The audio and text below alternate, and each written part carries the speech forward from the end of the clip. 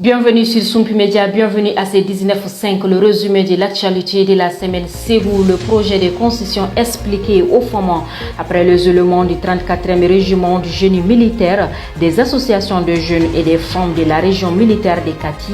Le cap est mis sur la région de Ségou. Du 15 au 16 mai dernier, la commission conduite par le directeur des ressources humaines des armées, colonel Mohamed Li, se rendit successivement au camp Cheikh Amadou Tal de Ségou, à l'école des sous-officiers d'actifs de Banankoro et aux ateliers centraux de Markala et enfin au 26e régiment du génie militaire de Bafou. Cette équipe de vulgarisation du projet de concession a remis le document au chef militaire de ces différents camps avant d'expliquer son contenu aux troupes.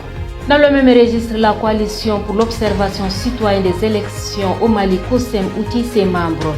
Ils étaient au nombre de 60 participants, dont les membres des coordinations régionales de Kaï, Koulikoro, Sikasso, Ségou, Mopti, Tombouctou, Gao, Kidal et Bamako à prendre part à une formation de 2 jours le 17 et 18 dernier afin d'outiller les membres des coordinations régionales sur le mécanisme d'observation de cette étape importante pour le pays. Sur tout autre plan, l'Afrique veut trouver une solution pacifique au conflit russo-ukrainien. Une délégation de dirigeants africains devrait bientôt se rendre à Kiev et à Moscou pour discuter d'un plan de paix potentiel pour mettre fin au conflit entre la Russie et l'Ukraine, a confié le président sud-africain Cyril Ramaphosa au cours d'une conférence de presse tenue le 16 mai dernier au Cap en Sud-Afrique. Cette mission de paix menée par 6 pays, notamment la Zambie, le Congo-Brazzaville, l'Ouganda, l'Égypte et l'Afrique du Sud, pourrait se rendre dès que possible à Kiev et à Moscou, a confié le président sud-africain. Parlons de culture maintenant. Festival de Cannes 2023, le Mali est à l'honneur.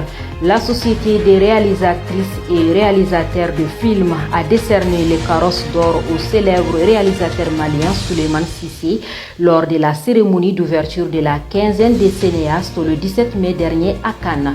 Pionnier du cinéma africain et auteur de grandes productions parmi lesquelles l'on peut citer Demousso, Bara, Fien le vent, Yélin la lumière, Souleymane Cissé est le deuxième cinéaste africain à remporter cette récompense après le Sénégalais Ousmane Sembène.